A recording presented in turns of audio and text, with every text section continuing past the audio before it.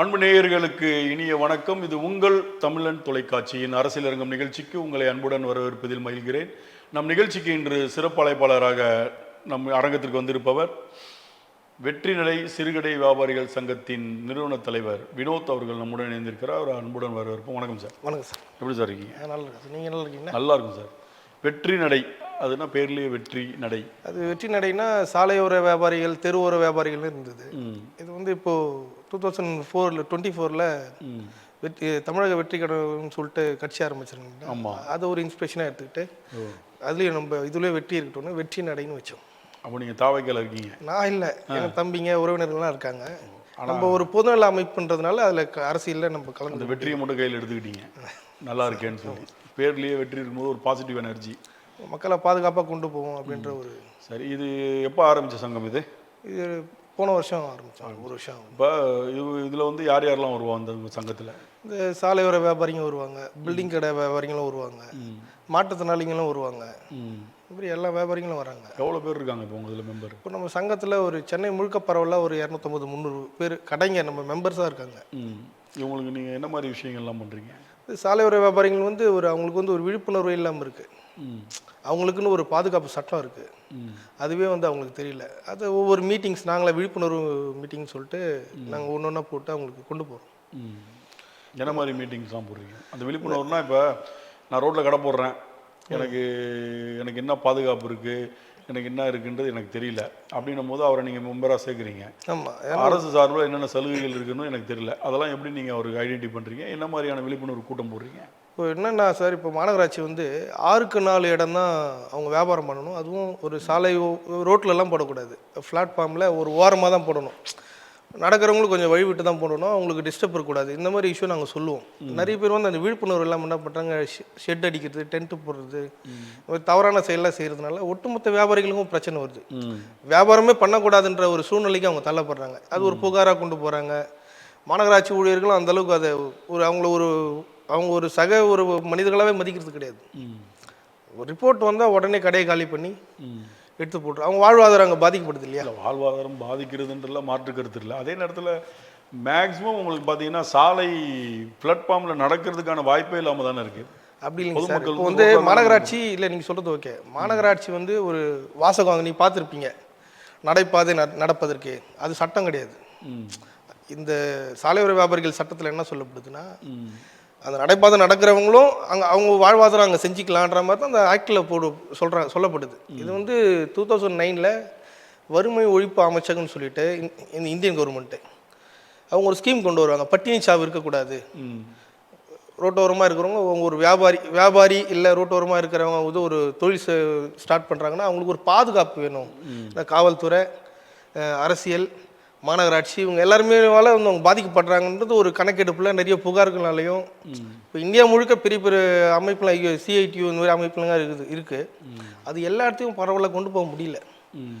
நாங்கள் வந்து 2006 நிறைய சங்கங்கள், மாநகராட்சி சங்கம், சாலையோர வியாபாரிகள் சங்கம், தெருவோர வியாபாரிகள் சங்கம், தெரு வெளிச்சோன்ற ஒரு சங்கம், இந்த மாதிரி நிறைய சங்கங்களை நம்ம பயணிச்சிருக்கோம். நாங்களும் ஒரு தனியாக ஒரு கடை போட்டிருக்கோம். இப்படி பரவலாக உள்ள வியாபாரிகளுக்கு என்னென்ன பாதுகாப்பு அம்சங்கள் இருக்கோ மாநகராட்சி கொண்டு வந்திருக்கோ அது படிப்படியாக, அது வந்து வியாபாரிகளோட அதிகாரிகளுக்கு தெரியல. ஒரு பாதுகாப்பு சட்டம் வந்திருக்கு, அதன்படி தான் அவங்கள அணுகணும் அப்படின்ற ஒரு வழிமுறை அவங்களுக்கு தெரியல. அதை நாங்கள் ஒவ்வொரு மனுக்கெல்லாம் எழுதி, இப்போ கூட லாஸ்ட் வீக் வந்து எழும்பூர் பாந்தியன் சாலை இந்த பிரசவ ஹாஸ்பிட்டல் இருக்குங்களா, அங்கே வந்து எல்லா கடைகளையும் ஒரு 2-3 கடையை உடச்சி எடுத்துட்டாங்க. நாங்கள் போய் கேட்குறோம், சார் வந்து கடையை வந்து மாற்று இடம் கொடுக்காமல் அப்புறப்படுத்தக்கூடாது, உங்களுக்கு உடைக்கிறதுக்கு யார் அதிகாரம் கொடுத்தா? சட்டத்தில் உடைக்கிறதுக்கு யாருக்குமே அதிகாரம் கிடையாது. அவங்க வந்து ரூல் மீறி போட்டிருக்காங்களா, நீங்கள் கொண்டு கூட போகலாம், இல்லை ஃபைன் பண்ணலாம். உடைக்கிறதுக்கு அதிகாரம் யார் கொடுத்தது? இந்த கேள்வி இருக்கு இல்லையா? இதெல்லாம் யார் கேட்குறது? வியாபாரிங்க போய் கேட்டால் 4 வாட்டி போவாங்க, 5வது வாட்டி கடை போட முடியாத அளவுக்கு பண்ணிவிடுவாங்க. எங்களை போல அமைப்புகள் தான் அவங்களுக்கு ஒரு பாதுகாப்பாக நிற்கிறோங்க. நிறைய சென்னை முழுக்க எனக்கு தெரிஞ்சு ஒரு 15 வருஷமாக எவ்வளோ மனுக்கள் நானே கொடுத்துருக்கேன். ஆணையரை பலமுறை, இந்த ராஜேஷ் லக்கானின்னு ஒரு ஆணையர் இருந்தார், 2006 9 வரைக்கும் இருந்தார். அவர்கிட்ட கூட நாங்கள் மனு கொடுத்துருக்கோம். அப்போத்துலேருந்து போராடிட்டு வரோம். இது வரைக்கும் ஒரு விடிவு காலம் கிடையாது.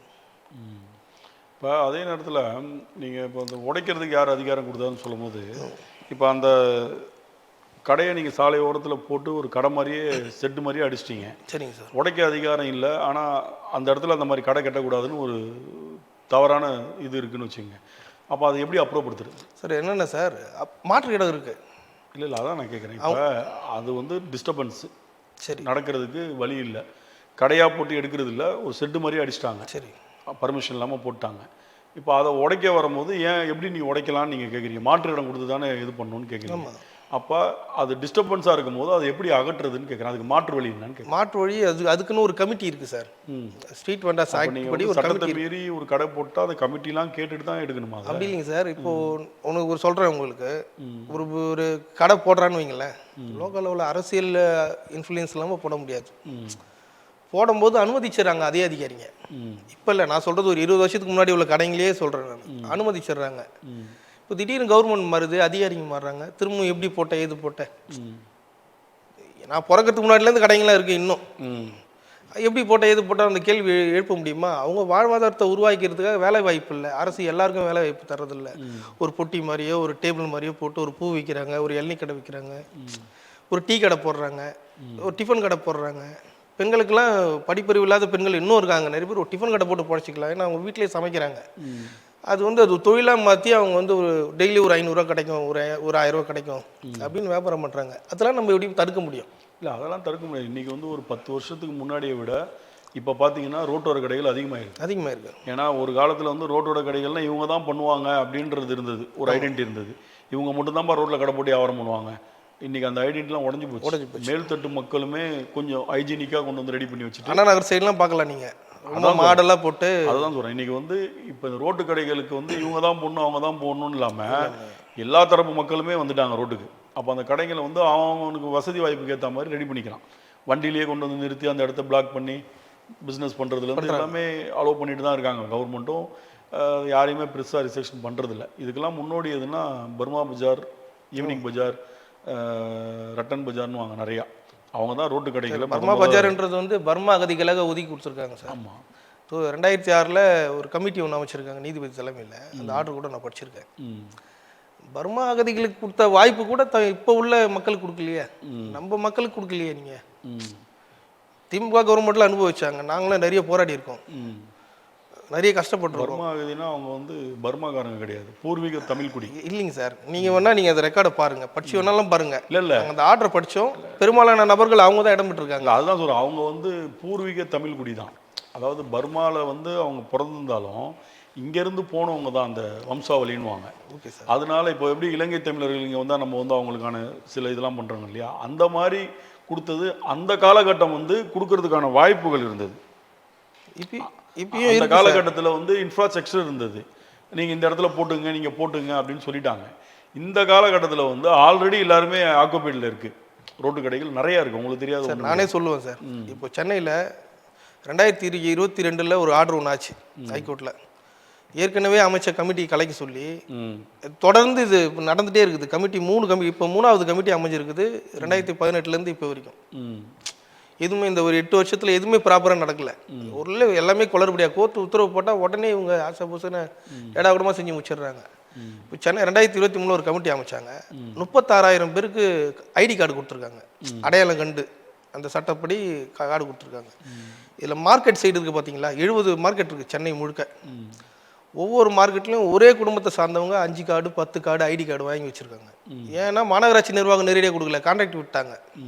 அவங்க போய் கான்ட்ராக்ட் விட்டதுனால யார் உண்மையான வியாபாரின்னு அடையாளம் காணாமல் ஒரு அமைப்பு இருக்குது, வியாபாரிகள் சின்ன அமைப்பு இருக்கும், ஒரு மார்க்கெட் இருக்கும், அவங்கள சந்தித்து இந்த மாதிரி நாங்கள் கார்டு கொடுக்க சொல்லியிருக்காங்க மாநகராட்சியில், நாங்கள் வந்து ஐடென்டிஃபிகேஷன் பண்ணணும் அப்படின்னு ஒரு ஃபேமிலியில் இப்போ நான் என்னாலே சொல்ல முடியும் யார் அந்த மாதிரி இல்லீகலாக பண்ணியிருக்காங்க. இதில் வந்து அரசியல் சார்பு அப்போ இருந்ததுனால அதெல்லாம் பண்ணிட்டாங்க. இப்போ அதை ஒழுங்குபடுத்தணும், அதை நாங்களும் ஒத்துக்கிறோம், அதை ஒழுங்குபடுத்தணும். இது வந்து இன்னொரு வியாபாரிங்க உண்மையிலே கஷ்டப்படுறவங்களுக்கு போய் சேரல, அந்த வாய்ப்பு வந்து அந்த மார்க்கெட்டில் உள்ள வியாபாரிங்க தட்டி பறிச்சிட்டாங்க. இது வந்து நிறைய இல்லீகல்ஸும் இருக்குது, நிறையா எல்லா இடத்துலையுமே எல்லா விஷயத்துலையுமே இருக்குது. ஒரு 10 பேர் நல்லவங்களுக்கு இப்போ உண்மையாக பாதிக்கப்பட்டவங்களுக்கு கிடைச்சதுன்னா ஒரு 10 பேருக்கு ஒன்றுமே செய்யாதவங்களுக்கு கிடைக்கும். அது அரசியல் தலையீடுகள் இருக்கும், வேண்டப்பட்டவங்க வேண்டப்படாதவங்க, இதெல்லாம் நடைமுறையில் உள்ளது தான். இன்றைக்கி நேற்று இல்லை, 100 பேருக்கு ஒரு இடம் ஒதுக்குறாங்கன்னா ஒரு 60 பேருக்கு ப்ராப்பராக போய் கிடைக்கும். பாதிக்கப்பட்டவங்க 40 பேருக்கு கிடைக்காது. அது சார் அந்த 40 பேருக்கு உண்டான வாய்ப்பை அந்த 60 பேரும் அனுபவிச்சாங்கன்னா எப்படி நம்ம அனுமதிக்க முடியாது? அதுதான் அதை வந்து நம்ம உடைக்கணும்னா நேர்மையான அதிகாரிகள் வரணும், கரெக்டு, நேர்மையான அரசியல்வாதிகள் வரணும். இவங்கெல்லாம் உண்மையாக பாதிக்கப்பட்டவங்க அப்படின்னு சொல்லி அப்போ தான் அது வந்து ஃபுல்ஃபில் ஆகும். அது வந்து நடக்கணும்னா நிறைய விஷயங்கள் அதில் மாறணும் இல்லையா? இப்போ கவர்மெண்ட் அமைஞ்சிருக்கு சார், இப்போ கவர்மெண்ட் அமைஞ்சிருக்கு, இவங்க நினைச்சா பண்ண முடியும். கவர்மெண்ட் மட்டும் நினைச்சா பண்ண முடியாது, அதிகாரிகள் தான். அதுதான் சார், அதிகாரிங்க அவங்க வராங்க. அதாவது எல்லா இடத்துலையுமே ஒரு சிஎம் வந்து எனக்கு பணம் வேணாம், எனக்கு தேவையில்லைன்றாரு, ஏற்புடைய விஷயம். அவர் ஏற்கனவே சம்பாரிச்சிருக்காரு, ஓகே. அதை மற்றவங்களும் அதை கடைப்பிடிக்கணும்ல. மற்றவங்க கடைப்பிடிச்சா தானே தாவேக அரசு வந்து நியாயமாக நடக்குதுன்ற வந்து இமேஜ் கிரியேட் ஆகும். அப்போ இவர் மட்டும் வாங்கலை, மற்றவங்களாம் வாங்குறாங்கன்னு ஒரு குற்றச்சாட்டு வரும்போது அப்போ நீங்களும் அவங்கள மாதிரி தானேன்னு ஈஸியாக பேசிட்டு விடுவாங்கல்ல. நீங்கள் ஒன்றும் மாற்று இல்லையே அப்படின்வாங்கல்ல. அந்த மாற்றத்தை கொண்டு வரணும்னா அதே அதிகாரி தான் இருக்காங்க, இங்கேருந்து மேலேருந்து கீழே, கீழேருந்து மேலே, இப்படி தான் மாறும் ஆட்சி மாறும்போது. அப்போ இந்த அதிகாரிகளில் வந்து எல்லாரையும் நம்ம ஒட்டுமொத்தமாக குறை சொல்ல. அப்போ நான் ஜென்யூனாக வேலைக்கு வந்தேன், நான் வந்து ஜென்யூனாக இருக்கணும், எனக்கு லஞ்சம் வேணாம் அப்படின்னு நினைக்கிற அதிகாரிலாம் வந்து ஏதோ ஒரு இடத்துல மூலையில் உட்காந்துருப்பாங்க. ஏன்னா இந்த லஞ்ச லாவணிகள் வாங்கி பழக்கப்பட்டவங்க வந்து அவங்கள வந்து முக்கியமான இடத்துல உட்கார வைக்க மாட்டாங்க. இவன் தொல்லை கொடுத்துக்கிட்டே இருப்பான், இவனை தூக்கி ஒன்றுமே இல்லாத டிபார்ட்மெண்ட்டில் போடுவான். அவங்களாம் முன்னுக்கு வரணும்.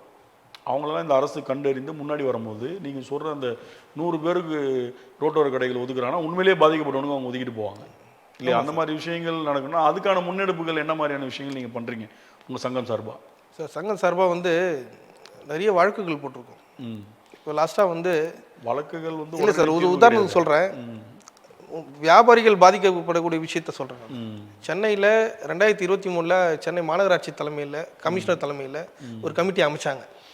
அந்த கமிட்டியில் என்ன முடிவு எடுத்தாங்கன்னா 188 தெருக்கள், சென்னை மாநகராட்சிக்கு உட்பட்ட 188 தெருக்கள் விற்பனை செய்ய தடை செய்யப்பட்ட பகுதியாகவும் 150 தெருக்கள் விற்பனை செய்ய அனுமதிக்கப்பட்ட பகுதியாகவும் அவசரமாக போட்டு கோர்ட்டு கேட்டாங்கன்றதுக்காக இவங்க ஒரு தீர்மானம் போட்டு கோர்ட்டில் சப்மிட் பண்ணுறாங்க. நாங்கள் வந்து சட்டமன்றத்துக்கு அனுப்பிட்டோம், அவங்க மன்றத்தில் நாங்கள் தீர்மானம் அப்ரூவ் வாங்க போகிறோம் அப்படின்னு சொல்லிட்டு சப்மிட் பண்ணுறாங்க. சென்னை மாநகராட்சி என்ன பண்ணுது, இந்த வேலையை பண்ணிட்டாங்க. கோர்ட் என்ன பண்ணுது, ஒட்டுமொத்த சென்னைக்கு ஒரு கமிட்டி வச்சு என்ன பண்ணுவீங்க, 36,000 தெருக்கள் இருக்குது, 70 மார்க்கெட்டு சந்தைகள் இருக்குது, இது வந்து ஒவ்வொரு மண்டலத்துக்கும் ஒரு கமிட்டி அமைங்கன்னு ஒரு ஆர்டர் போட்டுறாங்க. அந்த என்ன கேள்வினா 188 தெரு விற்பனை செய்யக்கூடாத பகுதியை அறிவிச்சாங்க. அதில் 45 தெரு கொளத்தூர் தொகுதியை சேர்ந்த ஒரு ஜோனில் உள்ள ஒரு தெருக்கள் தான். ஏன் அந்த நாங்கள் மாநகராட்சி அதிகாரிகிட்ட கேட்டோம், சார் ஒரு 188 தெருவில் 30% மேலே 45 தெருவை தடை செய்யப்பட்ட பகுதியாக அறிவிச்சிருக்கீங்க, ஏன் அறிவிச்சிங்க அப்படின்னு ஜோன் 6 கேட்குறோம். அவங்க என்ன சொன்னாங்கன்னா, முதலமைச்சர் தொகுதிங்க, முன்னாள் முதலமைச்சர் மு.க. ஸ்டாலின் ஐயா அவர்களுடைய தொகுதி, அவர் வந்து போகும்போது ரோட்டு கடை வியாபாரிகள் அசிங்கமாக அங்கே ரோட்டில் போடுறதுலாம் ஒரு மாதிரியா இருக்குங்க அப்படின்னு. ஏங்க இது என்னங்க அநியாயம் இது? இது இந்த அதிகாரிக்கு பண்ணுற வேலை. அதுதான் நாங்கள் கேட்குறோம். அந்த கடையெல்லாம் எடுன்னு சொல்ல மாட்டாங்க, ஏதோ பொழைச்சிட்டு போட்டோன்னு விட்டுருவாங்க. இந்த அதிகாரிங்க வந்து நல்ல பேர் எடுக்கிறதுக்கு இந்த மாதிரியான விஷயங்கள் பண்ணுறது. சார் இப்போ 45 தெரு விற்பனை செய்யக்கூடாதுன்னா அது ஒரு வந்து பாதுகாக்கப்பட்ட மண்டலமா, அது இது வியாபாரிங்க வாழக்கூடாதா? கண்டிப்பாக அதெல்லாம் கேட்கலாம், அப்படி ஒரு கேள்வி எழுதல. கண்டிப்பாக இதை நாங்கள் ஒரு மனுவாக கொடுத்துருக்கோம். இப்போ வந்திருக்க சமீரன் ஒரு ஆணையர் முதல்வர் தொகுதி இல்லையாச்சா, இப்போ கொடுக்கலாம்ல அவங்க? இப்போ வந்திருக்கோம் சார். இப்போ ஒன்று ஒன்றா களையணும்னு நாங்கள் எங்களுடைய கோரிக்கையாக இதுதான், ஒன்று ஒன்றா களையணும். வியாபாரிகளும் பாதிக்கப்படக்கூடாது, பொதுமக்களும் பாதிக்கப்படக்கூடாது. இந்த அரசு அமைஞ்சிருக்கு, மக்கள் நல்லா வாழ்றாங்கப்பான்னு சொல்லணும். அந்த அளவு அரசு அதிகாரிங்க நான் எங்களுடைய மனுக்கள் எல்லாம் பரிசீலனை பண்ணி மக்களுக்கு சரியான விஷயங்களை கொண்டு போய் சேர்க்கணும். இதுதான் எங்களுடைய கோரிக்கையாக இருக்குது. ஏன்னா இப்போ நிறைய கடைகள் நீங்கள் நிறைய இடத்துல பார்த்தீங்கன்னா பப்ளிக் டிஸ்டர்பன்ஸுன்ற ஒரு பிரச்சனையும் இருக்குது ரோட்டு கடைகள்னால. இப்போ நீங்கள் ரிச்சி ஸ்ட்ரீட்டு அந்த மாதிரி இடம்லாம் போனீங்கன்னா நிறைய ரோட்டு கடைகள் இருக்குது, குறுக்கலான தெருவு தான். அங்கே பார்த்தீங்கன்னா கடைகள் இருக்குது, ஒரு பைக்கு விட்டால் போக முடியாது வருது. அங்கெல்லாம் பர்மிஷன் இல்லை, சில இடங்களில் பர்மிஷன் இருக்குது. அதெல்லாம் வந்து சரி, மக்களும் அதை சில இடத்துல ஏற்றுக்கிறாங்க. ஆனால் பெரும்பாலான இடத்துங்களில் டிராஃபிக் ஜாம் வந்து அதிகமாக இருக்குது. இந்த ரிச்சி ஸ்ட்ரீட்லாம் போனீங்கன்னா நீங்கள் பார்த்தாலே தெரியும். இப்போ இந்த மாதிரி டிஸ்டர்பன்ஸும் இருக்கு இல்லையா, அதெல்லாம் நீங்கள் எப்படி மக்களுக்கு பிரச்சனையாக இருக்குது, அதெல்லாம் நீங்கள் ஷார்ட் அவுட் பண்ணுறதுக்கு மாற்று இடம் எதுவும் கேட்க மாட்டீங்களா? இல்லை மாற்று இடம்லாம் நிறைய இடத்துல கேட்டிருக்கோம் சார். இது வந்து மாநகராட்சி என்ன பண்ணுறாங்கன்னா, ரிச்சி ஸ்ட்ரீட்டுக்கு அருகாமையில் என்ன ஒரு இடம் கொடுத்தா ஓகே, இவங்க தூக்கி எழும்பூரில் ஏன்னா அந்த புதுப்பேட்டை காவா ஓரமா எங்கன்னா போட்டுறது, எப்படி போவாங்க? நேரம் வாழ்க்கைக்கு தான் போவோம். கரெக்டுங்களா? அதிகாரிங்க இந்த கமிட்டி நகர விற்பனை குழுன்றது என்னென்னா சார், ஒரு RTC revenue regional deputy commissioner, 15 மண்டலத்துக்கு 3 கமிஷனர் இருக்காங்க. அவங்க தலைமையில் 14 மெம்பர்ஸ் வராங்க. ஒரு சுகாதார அமைப்பு ஒன்று, இன்ஜினியரிங் ஒன்று, ரெவென்யூ ஒன்று, traffic AC, law and order AC, plus வியாபாரிகளால் ஓட்டு போட்டு தேர்ந்தெடுக்கப்பட்டவங்க 6 பேர், ட்ரேடர் வெல்ஃபேர் அசோசியேஷன் மெம்பர், நேம்ன member, resident welfare association member அவங்க ஒன்று, 2 என்ஜிஓஸ், இவங்க எல்லாம் சேர்ந்தது தான் அந்த கமிட்டி. இந்த கமிட்டி மெஜாரிட்டியாக ஒரு தீர்மானத்தை நிறைவேற்றணும், ஒவ்வொன்றும் ஆராயணும், நேரில் போய் ஆய்வு பண்ணணும். உண்மையிலேயே வியாபாரிங்க மாற்றி அவங்க வாழ்வாதாரம் பாதிக்காதா, இங்கே உண்மையிலேயே டிஸ்டர்பாக இருக்குன்னா அவங்களை காலி பண்ணி நியர்பை தான் கொடுக்கணும். சட்டம் அதை தான் சொல்லுது. என்ன வழிகாட்டுதோ சட்டம் அதை தான் பண்ணணும். இவங்க அதிகாரிங்க கண்மூடித்தனமாக என்ன பண்ணுறாங்க, காவா வரமாக என்ன கொண்டு போய் கடை போடுப்பானா எப்படி போடுவான். இல்லை நீங்கள் சொல்லும்போது எம்சி ரோடு, ஜிஏ ரோடில் பார்த்தீங்கன்னா ரோட்டோட கடைகள் அதிகமாக இருந்துச்சு, இருக்குது, இப்போவும் இருக்குது. ஒரு டைமில் ஒரு 6-7 வருஷத்துக்கு முன்னாடி இதே பிரச்சனை வரும்போது அங்கேயே ராபின்சன் பார்க் பக்கத்துலேயே ஒரு காலி இடத்த சூஸ் பண்ணி ஒரு 100 கடைகளுக்கு மேலே சொல்லுவாங்க, கேள்வி வணிக வளாகம் கட்டி கொடுத்து அங்கே கடைகளை மாற்றினாங்க. ஆனால் இந்த ரோட்டோரத்தில் இருந்து போட்டவங்க தான் அங்கே போனாங்க, மீண்டும் அவங்க அதே மாதிரி ரோட்டோரத்தில் வேற ஒரு பேரில் கடை போடுறாங்க அப்படின்னு ஒரு குற்றச்சாட்டு இருக்கு. உண்மைதான் சார்.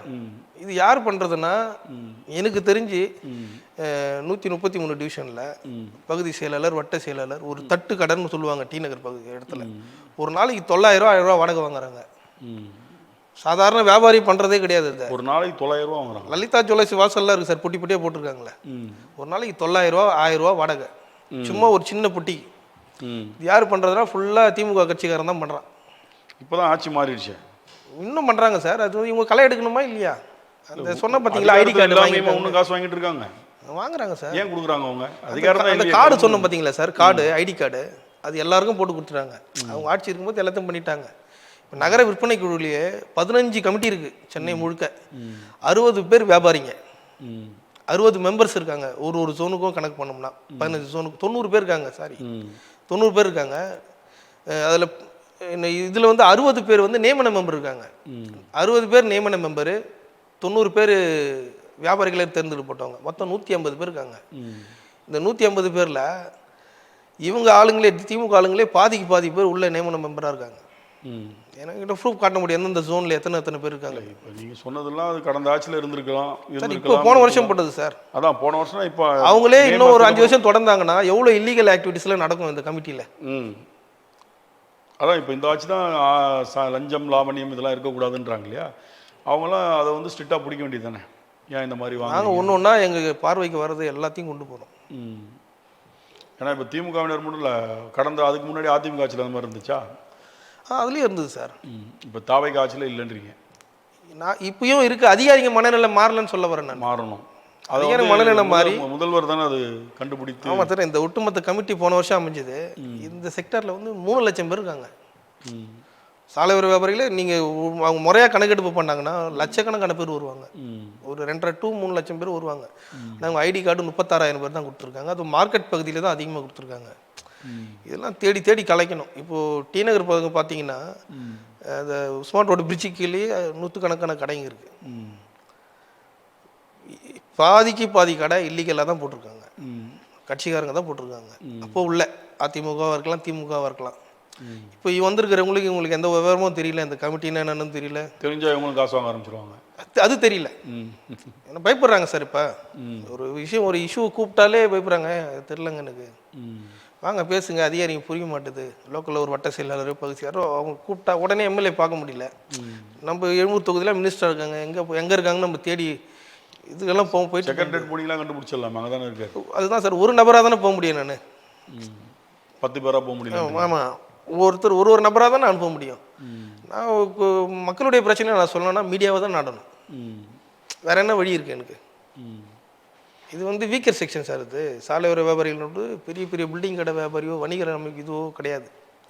சாலையோர வியாபாரியோ டெய்லி ஒரு 500-1000 ரூபா கிடைக்க கூட வியாபாரிங்க. அவங்க அன்னன்னைக்கு வாழ்வாதாரத்துக்கு உண்டான இதுவும் மட்டும் வருமானத்தை ஈட்டின்னு போயிடுவாங்க போதுன்ற மாதிரி. கடை எடுத்தால் போராடுவாங்க, அங்கே அதிகாரிகள் போய் பார்ப்பாங்க, எங்களை மாதிரி சங்கங்கள் அணுகுவாங்க. எங்களால் என்ன முடியுமோ என் சத்துக்கு தான் நாங்கள் பண்ண முடியும். அவங்களுக்கான போராட்டங்களும் எல்லாம் நீங்கள் முன்னெடுத்து தான் இருக்கீங்க. எவ்வளோ வழக்குகள் நீங்கள் வந்து போட்டு அதுக்கான ஆர்டர் வாங்கி வெற்றி பெற்று அந்த மாதிரி ஏதாவது நடந்திருக்கா? நடந்திருக்கு சார். இப்போ 2018 அம்பத்தூர் எஸ்டேட்டில் ஒரு 55 கடைங்களை காலி பண்ணாங்க. சுப்ரீம் கோர்ட் போயிருக்கோம் நாங்கள் அப்பயே. ஒரு அன்பு நிலைன்னு ஒரு மாற்றுத்திறனாளி சங்கம் சார்பாக சுப்ரீம் கோர்ட்டில் வழக்கு போட்டிருக்கோம். அதில் வந்து இன்னும் நிலுவையில் தான் 2018 போன வழக்கு இன்னும் இவங்க எந்த ஒரு முடிவும் எடுக்கல. அது வந்து சிட்கோ அது மாநகராட்சி கிடையாது, சிட்கோ. ஆனால் உத்தரவு நாங்கள் எப்படி வாங்கியிருக்கோன்னா, அவங்க எங்கே கொடுத்துருக்காங்கன்னா சட்டத்தில் உள்ளபடி மாநகராட்சி எப்படி ஒரு அமைப்போ அதே மாதிரி தான் சிட்கோ, இது உங்களுக்கும் பொருந்தும் அந்த கமிட்டி ஆக்ட்னு ஆர்டர் போட்டாங்க. ஆனால் இன்னும் அவங்க வந்து இடம் ஒதுக்கீடு பண்ணி தராமல் அவங்க காலம் தாழ்த்திட்டு வராங்க. அதான் கோர்ட்டுக்கு போனீங்கன்னா ரொம்ப டிலே தானே ஆகும். உடனடி தீர்வு அதுதான் நிலையான நீதியாக இருக்கும் சார். நிலையான நீதினா காலம் சென்று கிடைக்கிற நீதி எப்படி சாத்தியப்படும் கிடைக்கும்ன்ற ஒரு நம்பிக்கை தான். இப்போ என்னன்னா சாலையோர வியாபாரிகள் வழக்கு வந்து ஸ்பெஷல் பெஞ்சில் போட்டாங்க ஹைகோர்ட்டு. கேட்டால் தலைமை நீதிபதி உத்தரவு. இப்போ ரிட்டு நீங்கள் நம்பர் பண்ணிங்கன்னா கேஸ் உடனே வராது. அவங்க எப்போ உட்காடுறாங்களோ அப்படி தான் வரும்.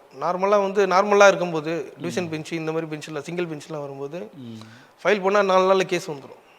இப்போ கார்பரேஷன் ஒரு நோட்டீஸ் கொடுக்குறாங்க கடையை காலி பண்ணுன்னு, வழக்கு போட்டப்போ நான் உடனே வரதில்லை. தீண்டத்தகாத வழக்கு மாதிரி அதை தூக்கி ஸ்பெஷல் பெஞ்சில் போட்டாங்க. அவங்களே முடிச்சு உடச்சி எடுத்துகிட்டு போயிடுவோம்.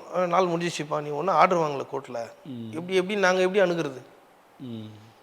நீதி மறுக்கப்பட்டு தான் இருக்குது. இருந்தாலும் நாங்கள் போராட்ட குணம் உள்ளதுனால நாங்கள் அதிகாரிகளையும் அரசியல்வாதிகளையும் சந்தித்து ஓரளவுக்கு சட்டத்திட்டங்கள் உண்டு, மக்கள் பாதிக்கப்படக்கூடாது, அது நியாயமான கோரிக்கைகள் என்னவோ அதை நீங்கள் கவனித்து அவங்க வாழ்வாதாரம் பாதிக்கப்படாத மாதிரி கொண்டு போகணும்னு நாங்கள் சொல்லிட்டு தான் இருக்கோம். இப்போ புதுசாக வந்திருக்கிற தாவேக்கா அரசுக்கு ஏதாவது கோரிக்கைகள்லாம் வச்சுருக்கீங்க? இருக்குது சார். இந்த ஒட்டுமொத்த கமிட்டி ஏற்கனவே உள்ள கவர்மெண்ட் பண்ணியிருக்கு. இது மொத்தமாக கலைச்சிட்டு புதுமையாக அமைக்கணும். இதுதான் எங்களுடைய கோரிக்கை. அப்போ தான் ஒவ்வொரு இஷ்யூவாக மெதுவாக கவனித்து அவங்களுக்கு நல்லது பண்ண முடியும். வியாபாரிகளும் பாதிக்கப்படக்கூடாது, பொதுமக்களும் பாதிக்கப்படக்கூடாது, அரசு சொத்தம் தேவையில்லாத நபர்கள் கையில் போயிடக்கூடாது. ஏன்னா வந்து மாநகராட்சி இடம் ஒதுக்கீடு பண்ணணும், அது சட்டத்தில் உள்ளது தான் பண்ணுறாங்க, பண்ணணும். அது வந்து சரியான நபர்களுக்கு போய் சேரணும். ஏற்கனவே நிறைய இந்த காடுங்க அதான் விற்பனை காடுனா அடையாளம் கண்டுட்டு அவங்களுக்கு இடம் ஒதுக்கியே ஆகணும். ஏன்னா மாநகராட்சி வழங்கினது அதை பண்ணணும் இல்லையா? அது தவிர்க்க முடியாது.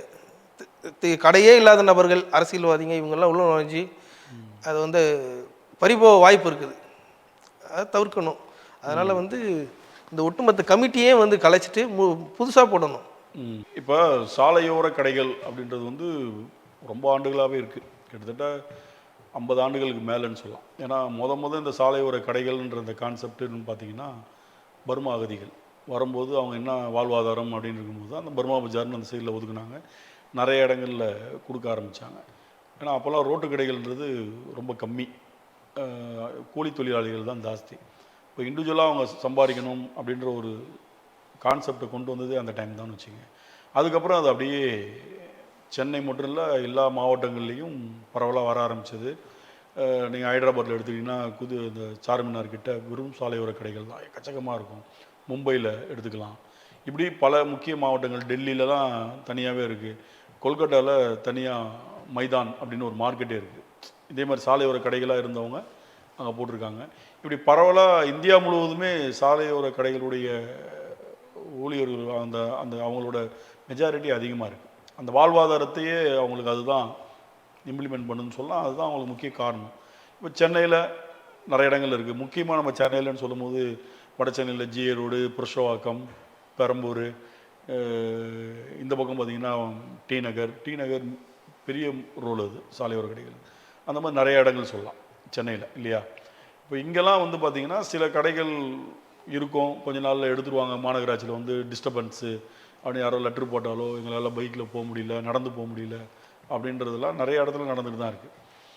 ஒட்டுமொத்தமாக இந்த சாலையோர கடைகளை வந்து ஒரு காலத்தில் வந்து எடுக்கணும் அப்படின்ற ஒரு குரல் நிறையா இருந்தாலும் இன்றைக்கி நிறையா வந்துருச்சு. யாரெல்லாம் லெட்ரு எழுதி எடுக்கணும்னு சொன்னாங்களோ இப்போ அவங்களாம் சாலையோரத்தில் கடை போடுற அளவுக்கான சூழல் உருவானதுனால அது இல்லை. இப்போ டி நகர் போல் ஏரியாலாம் பார்த்திங்கன்னா பிளாட்ஃபார்மே பெருசாக இருக்குது, ரோடு சின்னதாக இருக்கும் நடுவில். ஏன்னா அந்த கடைகள் போடணுன்ற மாதிரியே அது கிரியேட் பண்ண மாதிரி அது என்ன சொல்லுவாங்கன்னா அதுக்கு வந்து சென்னை என்னமோ ஒரு சென்னைன்னு சொன்னாங்க அதுக்கு பேர். அந்த மாதிரி ஹைடெக் சென்னை அந்த மாதிரி சம்திங், அந்த மாதிரி ஸ்மார்ட் சிட்டின்னு போட்டாங்க. ஸ்மார்ட் சிட்டி சொல்லலாம். ஓகே, அந்த மாதிரி பண்ணியிருக்காங்க. இப்போ நான் என்ன சொல்கிறேன்னா இப்போ கடந்த ஆட்சியில் தான் இதெல்லாம் நடந்திருக்கு. இந்த திமுக அதிமுக இந்த ஆட்சியில் சாலையோர கடைகளுக்கு வந்து என்ன மாதிரியான ப்ளஸ்ஸு மைனஸ் நடந்திருக்கு. அதே நேரத்தில் திமுக ஆட்சியில் தான் இவங்களுக்கு வந்து முதல்ல அந்த ஐடென்டிட்டின்ற ஒரு கான்செப்டை கொண்டு வந்தாங்க. அதுக்கப்புறம் அம்மையார் அதை ஃபாலோ பண்ணாங்க. அது எல்லாருக்கும் சாலையோர கடை வியாபாரிகள் எல்லாருக்குமே தெரியும். ஏன்னா அந்த ஈவினிங் பஜார்ன்றதை எடுக்கும்போது திமுக ஆட்சி அங்கே உள்ள கடைக்காரங்களாம் கோர்ட்டில் கேஸ் போட்டு எடுத்தாங்க. அப்போ அவங்களுக்கு அடுத்த இடம் கொடுக்கணும்னு சொல்லி பர்மா பஜார் மாதிரியே பாரிஸ் அந்த பக்கம், அதாவது கட்டி கொடுத்துருக்காங்க மன்றம் அந்த எதிர் சைடில் ஃபுல்லாக கட்டி கொடுத்தாங்க. அப்புறம் ஈவினிங் பஜார் சைடில் கட்டி கொடுத்தாங்க. அது மாதிரி அந்த டைமில் அது அந்த இடத்த ஒதுக்குனாங்க. எல்லா இடத்துலையும் அது பாசிபிலிட்டினா கிடையாது. இப்போ டி நகரில் அந்த மாதிரி எடுத்துகிட்டு ஒதுக்கி கொடுத்தாங்க, ஃபுல்லாக கடைங்க தான், எங்கே அவங்களுக்கு கொடுப்பாங்க? இப்போ நீங்கள் சொல்கிற மாதிரி வியாபாரம் நடக்கும் இடத்துல கடை இருந்தால் தான் பிஸ்னஸ் ஆகும். அங்கேருந்து எடுத்து ஒரு இடத்துல போட்டால் பிஸ்னஸ் ஆகாதுன்னும் போது அவங்களுடைய வாழ்வாதாரத்தையும் இந்த அரசு கருத்தில் கொள்ள வேண்டும் என்பது ஒட்டுமொத்த உங்களை மாதிரி சங்க நிர்வாகிகளுடைய எண்ணங்கள், ஆசைகள்னு வச்சுக்கலாம். இப்போ இவங்க சாலையோர வியாபாரிகளுக்கு யார் அதிக லெவலில் முக்கியத்துவம் கொடுத்துருக்கா? கடந்த ஆட்சி தாவேக்கா விட்டுருங்க, தாவேக்கா அப்புறம் வருவோம். இது முன்னாடி இருந்த திமுக அதிமுக எவ்வளோ பெனிஃபிட்ஸ் பண்ணியிருக்காங்க, இல்லை எவ்வளோ நெகட்டிவ் பண்ணியிருக்காங்க? சார் சொல்லணுன்னா, நான் சின்ன வயசுலேருந்தே ரோட்டில் கடை வச்சுருந்தோம். இப்போ ஒரு பில்டிங் கடை போயிட்டோன்னு வைங்க, நாங்கள் ஏதோ எங்களுக்கு இதில் நாலேஜ் இருக்குது, இல்லை ஒரு கொஞ்சம் நல்லா உழைச்சி கொஞ்சம் முன்னேறி போயிட்டோம். நான் இன்னும் அந்த வாய்ப்பெல்லாம் கிடைக்காம இன்னும் ரோட்டை நம்பியே இருக்கிறாங்க. ஓரளவுக்கு படிச்சிருக்கோம், சட்டத்திட்டங்கள் தெரியும், போராடி நாங்கள் வந்துட்டோம். ஆனால் நான் வெளிப்படையாக சொல்லணும்னா, அதிமுக திமுக ஆட்சியில் மக்கள்லாம் போராடிட்டு போனாங்க. ஒவ்வொன்றுத்துக்கும் கோர்ட்டுக்கு, நீதிமன்றத்துக்கு போராட்டம் தான் வாழ்க்கையாக இருந்தது. இது வரைக்குமே அவங்களுக்கு நீதி எட்டப்படலை. நீங்கள் சொல்கிற மாதிரி எந்த ஒரு ப்ளஸ்ஸும் கிடையாது. இந்த கமிட்டி நகர விற்பனை குழுன்னு ஒன்று அமைச்சிருக்காங்க, அது மூலிமா எந்த ஒரு பயணம் போய் சேரலை, சரியான ஒரு நபருக்கு போய் சேரலை. ஜோன் 2ல் பார்த்தீங்கன்னா, சென்னை மாநகராட்சி ஒரு மண்டலத்துக்கு 30 பெட்டி ஷாப் கொடுத்தது, சாலையோர வியாபாரிகளுக்கு ஒதுக்குனாங்க. அங்கே உள்ள சேர்மேனு, இப்போ கமிட்டி மெம்பர் எங்களுக்கு சொன்னது, அங்கே ஒரு சேர்மேனு 2 பெட்டி ஷாப்பை கமிட்டிக்கு கொடுத்துட்டு நீங்கள் வியாபாரி யாருன்னு கொடுங்கன்னு சொல்லிட்டு ஒட்டு மொத்தமாக லாரி வச்சு ஏற்றிட்டு போயிட்டாரு. அவர் விற்பனை பகுதியில் போட்டாரா இல்லை வேறுனா வித்துட்டாரா என்னன்னு கூட தகவல் தெரியாது. எங்களுக்கு வந்த தகவல் அது. இந்த மாதிரி எந்த ஒரு ஸ்கீமும் போய் முழுமையாக போய் சேரலை வியாபாரிகளுக்கு. எல்லாமே இல்லீகலாக தான் நடந்திருக்கு. வியாபாரிகளும் சரியில்லை, அரசியல்வாதம் சரியில்லை. இதில் மாட்டின் கஷ்டப்படுறது சாலையோர வியாபாரிகள் தான். இப்போ நீங்கள் சொல்லும் போது வியாபாரிகளும் சரியில்லை, அரசியல்வாதியும் சரியில்லை, ரெண்டு பக்கமும் ஈக்குவலாக இருக்குல்ல? ஆமாங்க சார். இப்போ என்னன்னா, வியாபாரியும் சரியில்லை, அவங்க விழிப்புணர்வு இல்லை. யார் விழிப்புணர்வு ஏற்படுத்தணும்? அரசு தான் ஏற்படுத்தியிருக்கணும். முழுக்க முழுக்க அரசு பண்ண தவறுகளை தானே அவன் ஒரு விழிப்புணர்வு இல்லாமல் இருக்கான் சார். இப்போ 36,000 பேருக்கு ஐடி கார்டு கொடுத்துருக்காங்க சார். ஓட்டு போட்டது 2023 கணக்குப்படி சொல்கிறேன். ஓட்டு போட்டது 11,000 சில்லற பேர் தான் ஓட்டே போட்டிருக்காங்க. 20,000 கார்டு, ஒரு 15,000 கார்டுமே இல்லீகலாக தான் போயிருக்கோம். சரி, உண்மையிலே ஒரு பாதுகாப்பு, நம்மளுக்குன்னு ஒரு ஓட்டு உரிமை கொடுக்குறான், நம்மளது ஒரு பிரதிநிதியை தேர்ந்தெடுத்து நமக்காக பேச அரசு ஒருத்தவங்களை சட்டப்பூர்வமாக நியமிக்க போகிறாங்க, ஒரு மெம்பர்ஸாக தேர்ந்தெடுக்க போகிறாங்கன்னு போது ஒரு விழிப்புணர்வோடு ஓடியாராங்க எல்லாருமே. ஆனால் இல்லீகலாக நிறைய நடந்திருக்கு. இது எல்லாமே அரசு நீங்கள் சொல்கிற மாதிரி அதிமுக திமுக ஆட்சி காலத்தில் நன்மைன்ற வாய்ப்பே கிடையாது சாலையோர வியாபாரிகளுக்கு. நாங்கள் அனுபவிச்சிருக்கோம். நாங்கள் தான் சார், ஒரு ஏஐயாக இருக்கட்டும், ஒரு ஜேயாக இருக்கட்டும், யாராக இருந்தாலும் நாங்கள் தான் கொண்டு போவோம் சார். பாதுகாப்பு சட்டம் இருக்குது, சட்டப்படி தான் நீங்கள் அவங்களை அணுகணும்னு நாங்கள் தான் அழுத்தம் திருத்தமாக மனு எழுதி கொடுத்து போல்டாக போய் பேசுவோம். எந்த ஒரு அதிகாரியும் உங்களுக்கு பாதுகாப்பு சட்டத்தை உங்களுக்கு விட்டணும்னு நினச்சதே கிடையாது. நீதிமன்றம் தான் எங்களை நன்மை பண்ணியிருக்கு. 2013 டிராஃபிக் ராமசாமி ஒரு பொதுநல வழக்கு போடுறாரு, ஆக்கிரமிப்புலாம் அகற்றணும்னு. எவ்வளோ பேரோட வாழ்வாதாரம்னு அவருக்கு தெரியாது. ஆக்கிரமிப்பு அவங்கள பொறுத்த வரைக்கும் அப்படின்னு வழக்கு போடுறாங்க. நாங்களும் வழக்கு போடுறோம். 12049 ஆர்டர் நம்பர் அது 2013. அப்புறம் அக்னிஹோத்ரின்னு ஒரு நீதிபதி இருக்காங்க, அவங்க ஸ்டே கொடுக்குறாங்க. மாற்றத்தினாலேயும் ஏழை மக்கள்லாம் அதில் இருக்காங்க, அதனால் பாதுகாக்கப்படணும், உடனே அப்புறப்படுத்த முடியாதுன்னு ஒரு ஸ்டே கொடுக்குறாங்க எங்கள் தரப்பில். 2014 மத்திய அரசு கொண்டு வந்த அந்த சாலையோர வியாபாரிகள் பாதுகாப்பு சட்டம் வருது. எங்கள் வழக்கு 2 ஆண்டு காலம் ஸ்டேயில் பெண்டிங் இருக்குது. 2015 ஃபைனலாக ஆர்டர் வருது. டவுன் வெண்டிங் கமிட்டி தான் இதை டிசைட் பண்ணணும். இவங்களை முறையான அந்த சட்டத்திட்டங்களை முறையான மாற்றிடங்கள் வழங்கணும். அவங்க கடையை உடச்சி எடுக்கக்கூடாது. அவங்க பொருளை நீங்கள் எடுத்தீங்கன்னா கூட அவங்க எந்த ஒரு பாதிப்பும் இருக்கக்கூடாது. ஃபைன் அவங்க வியாபாரம் பண்ணுற பொருளோட கம்மியாக, நிறைய ஸ்கீம்ஸ் அவங்களுக்கு பாதுகாப்பு சம்மந்தமாகவும் இருக்குது. இந்த வியாபாரிகளுடைய பாதுகாப்புக்காக தான் இந்த சட்டமே கொண்டு வரப்பட்டிருக்கு. எதையுமே திமுக அதிமுக ஆட்சி காலத்தில் ஃபாலோ பண்ணலை, அடித்து சொல்லுவேன். இந்த பெட்டி ஷாப் கூட ஒரு 450 பெட்டி ஷாப்பு ஏடிஎம்கே பீரியடில் மெரினா பீச்சில் போகிறதுக்கு கொடுத்தாங்க. 450 பெட்டி ஷாப்பை ஒரு ரோட்டு கடைக்கு வந்துருச்சு. இப்போ ஒரு ஜோனுக்கு 30 பெட்டி ஷாப்புன்னு 15 ஜோனுக்கும் ஆணையர் பிரித்து கொடுக்க சொன்னார். இது யாருக்குமே முழுமையாக போய் சேரலை. அப்போவே 1 லட்சமோ ஏதோ ரேட்டுலாம் பேசுனதா கேள்விப்பட்டிருக்கேன். கடைங்க வேணும்னா அது தெரியல சார். அது அரசியல்வாதி அவங்களே கொண்டு போயிட்டாங்க, வேலைக்கு வித்தானுங்க தெரியாது. இப்போ அது கொடுத்தாங்க, அந்த டைமில் காசு கிட்டவங்களுக்குலாம் அந்த நிலைமை அந்த இடத்துக்கு அந்த இது வேணும்னு சொல்லி வாங்கினாங்க இல்லையா, ஆமாம் சார். பீச்சில் அந்த கடைங்க ஒதுக்குறோன்னு. இப்போ திரும்பி அந்த அவங்க கடைங்க அந்த வியாபாரிகளே வேண்டான்ட்டாங்க சார். இப்போ அது எல்லாமே வந்து இப்போ ரோட்டு கடைங்களுக்கு வந்துருச்சு. மெஜாரிட்டியாக நீங்கள் வந்து நிறைய கடைகளில் பார்த்தீங்கன்னா மெரினா பீச்சில் ஒதுக்கப்பட்ட அந்த ஸ்டீலில் செஞ்ச அந்த கடை வடிவமைப்புல இப்போ ரோட்டு கடைகளில் எல்லாரும் யூஸ் பண்ணுறாங்க. இப்போ அதெல்லாம் இப்போ என்னாச்சு, அது கதெல்லாம் என்ன சார்? அது வந்து இந்த கமிட்டின்னு ஒன்று அமைச்சாங்களே சொன்னேன் சார், ஒரு 2-3 கமிட்டி அமைச்சிட்டாங்க. 2018 ஒரு கமிட்டி அமைக்கிறாங்க. சட்டம் வந்தது 2014, 4 வருஷம் கழிச்சு ஒரு கமிட்டி அமைக்கிறாங்க. அந்த கமிட்டி வந்து சட்டத்தில் என்ன சொல்லப்படுதுன்னா, செக்ஷன் 2022ல் ஒரு ஆணையர் ரேங்க் உள்ளவங்க தான் அந்த கமிட்டிக்கு தலைவராக இருக்க முடியும். இவங்க எக்ஸிக்யூட்டிவ் இன்ஜினியர் வச்சு தலைவராக போட்டு கமிட்டி பண்ணிட்டாங்க. 2022ல் ஒருத்தர் வழக்கு போடுறாரு, வியாபாரி. அவர் அந்த வழக்கில் என்ன சொல்கிறாங்கன்னா, நீங்கள் வந்து எக்ஸிக்யூட்டிவ் இன்ஜினியர் வச்சு தலைமையில் பண்ணிட்டீங்க, அதனால் நீங்கள் வின்னிங் ஜோன் நான் வின்னிங்ஸ்லாம் எடுத்துக்க முடியாது. மாநகராட்சி செய்கிற தப்பு சொல்கிற பாருங்க, தொடர்ந்து இந்த செக்டாருக்கு தப்பாக பண்ணிட்டு வராங்க. அப்போ இவங்க என்ன சொல்கிறாங்க, நான் நிறைய செயல்பாடுகள் பண்ணிட்டோம், வின்னிங் ஜோன் நான் டிசைட் பண்ணிட்டோம் அப்படின்னு கோர்ட்டில் நீங்கள் என்ன தான் பண்ணாலும், எவ்வளோ வேலை பண்ணியிருந்தாலும் சட்டப்படி அமைக்கப்படலைன்னு சொல்கிற ஒரு காரணத்துக்காக அந்த கமிட்டியே ரத்து பண்ணிவிட்டு புதுசாக ஒரு கமிட்டி அமைங்கன்றாங்க. 2023 ஆணையர் தலைமையில் கமிட்டி வருது. அவங்க ஒட்டுமொத்த சென்னைக்கு ஒரே கமிட்டி அமைச்சிட்டாங்க. அதில் என்ன ஆகுதுன்னா, திரும்பவும் 2025 ஒருத்தர் வழக்கில் ஹேம்நாத்னு ஒருத்தர் வழக்குக்கு போகிறாரு பெட்டி ஷாப்புக்காக, எங்களுக்கு இடம் ஒதுக்கி தரணும்னு. அந்த வழக்கில் என்ன, நீங்கள் ஒட்டுமொத்த சென்னைக்கு ஒரு கமிட்டி வச்சு என்ன பண்ண போகிறீங்க, சோனுக்கு ஒரு கமிட்டி அமைங்க, 5 ஜோனுக்கு ஒரு ஹெட்டு போட்டு ஆர்டிசி ஹெட்டாக போட்டு நீங்கள் பண்ணுங்கன்னு சொல்லிட்டு ஒரு ஆர்டர் போடுறாங்க. திரும்ப ஒரு கமிட்டி வந்துருக்குது. இதில் நியமன மெம்பர் 60 பேர் இருக்காங்க. எலெக்டட் பீப்புள்லேயும் திமுககாரன் ஃபுல்லாக இருக்கிறான், அதிமுககாரன் இருக்கிறான். நியமன மெம்பரில் 60 பேரில் 20-30 பேர்கிட்ட இவங்க திமுககாரங்க தான் சார் இருக்காங்க. நானே 2-3 ஜோனில் நான் கவனிச்சிருக்கேன். ஹஸ்பண்ட் அண்ட் ஒய்ஃப்லாம் மெம்பர்ஸாக இருக்காங்க சார். இது எப்படி இல்லீகலாக இல்லையா? ஒரே குடும்பத்தை சார்ந்தவங்களும் எப்படி வாய்ப்பு கொடுப்பீங்க? திமுக அதிமுக ஆட்சி காலத்தில் உண்மையிலே மனசார சொல்கிறேன் சார், நாங்கள் ரொம்ப பாதிக்கப்பட்டிருக்கோம். 2 பேருமே சரி. இந்த கமிட்டியில் வந்து உங்களை மாதிரி சங்கங்கள், இந்த மாதிரி ரோட்டோர வியாபாரிகளுக்காக போராடக்கூடிய சங்கங்கள், இதில் உள்ள முக்கிய நிர்வாகிகளை ஏன் கமிட்டியில் போட மாட்டாங்களா? அவங்களுக்கு தானே அந்த நிறைய நாங்களும் மறு கொடுத்து நிறைய பேர் இருக்காங்க சார் மெம்பர்ஸா. அப்போ அவங்களுக்கு தெரியாதா, இதெல்லாம் சொல்ல மாட்டாங்களா? பேசுவாங்க சார். அதிகாரிங்க வந்து அவங்க இன்னும் அதே ஒரு மைண்ட் செட்லேயே இருக்கிறாங்க. கமிட்டிலாம் இருக்கட்டும், நாங்கள் டிசைட் பண்ணுறதாங்க போடுறாங்க. டிசைட் அத்தாரிட்டி அவங்கன்னா கமிட்டி கண்துடைப்பா சார். அதிகாரிங்க இன்னும் பழைய ஆட்சி காலத்தில் உள்ள மைண்ட் செட்லேயே இருக்கிறாங்க. ஒரு அதிகார தோரணையில் ஒரு மக்கள் போனால் கூட அதெல்லாம் முடியாதுங்க, நாங்கள் சொல்கிறது தான். இன்னும் அவங்க வந்து மாறி வரல. இனிமேல் தான் மனம் திருத்தினா தான் அவங்க திருந்துவாங்க. இந்த கவர்மெண்ட்டு தான் அதையெல்லாம் ஒரு ஒழுங்குமுறைப்படுத்தணும். மக்கள்கிட்ட எப்படி அணுகணும், வியாபாரிகிட்ட எப்படி அணுகணும், அவங்களுக்கு என்ன ஒழுங்குமுறை பண்ணணும்ன்ற ஒரு சீர்திருத்தத்தை பண்ணணும் இந்த அரசு. இந்த அரசு கண்டிப்பாக பண்ணுமா? ஒரு நம்பிக்கை இருக்குது சார். இல்லை இப்போ ஏதாவது கோரிக்கைகள் நீங்கள் கொடுத்துருக்கீங்களா, ஏதாவது உங்கள் சங்கம் சார்பா?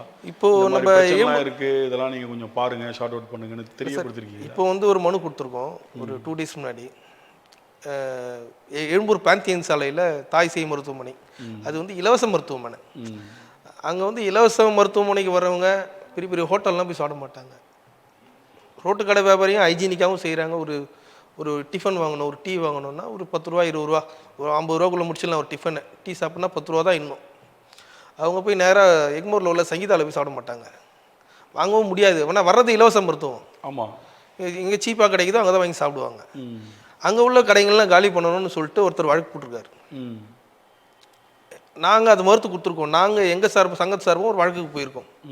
அதிகாரி என்ன பண்ணுறாங்க, அதுக்குள்ளே வந்து அந்த கடைகள்லாம் உடச்சி எடுத்துகிட்டு போகிறாங்க.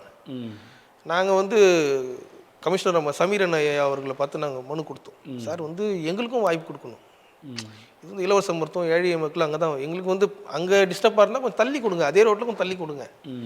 கடையை எடுத்துருன்னா அவங்க வாழ்வாதாரம் பாதிக்குது இல்லையா? அதனால் ஒரு மனு கொடுத்துருக்கோம். இந்த மாதிரி ஒவ்வொரு செயல்பாடும் நாங்கள் பண்ணிட்டு தான் வரோம். கேட்குறாங்க அண்ணா, இப்போது இது வரைக்கும் அந்த டிஸ்டர்ப் பண்ணல, கடைங்களை முழுசாக எடுக்கல. நான் இந்த நீதிமன்ற உத்தரவு வர வரைக்கும் அவங்க பொறுத்திருக்கணுன்றது எங்களுடைய கோரிக்கையாக வச்சுருக்கோம்.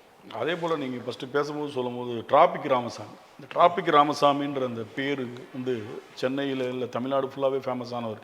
என்னன்னா அவர் இந்த இல்லீகல் ஆக்டிவிட்டீஸு, பாதசாரிகள் நடக்கக்கூடிய இடங்களில் ஒரு பிரச்சனைகள், பேனரு, இந்த மாதிரி எல்லா விஷயத்துக்கும் அவர் கோர்ட்டுக்கு போயிடுவார்.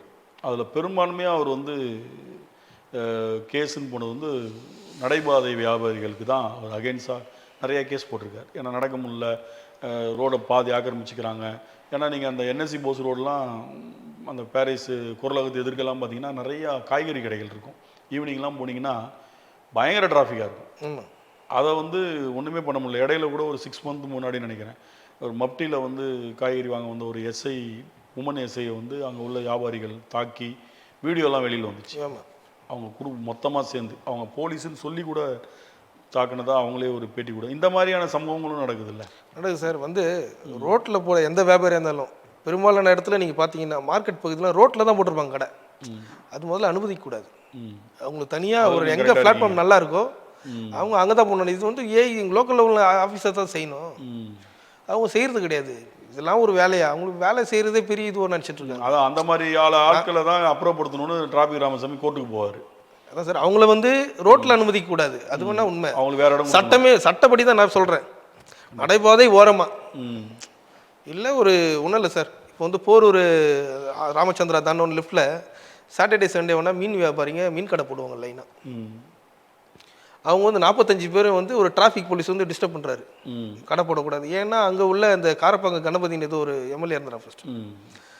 அவங்க உள்ள ஒரு மார்க்கெட்டில் கட்டிங் வாங்குறாங்க தான் சொல்லப்பட்டது. அது ஒரு கம்யூனிஸ்ட் சொன்னாங்க நமக்கு.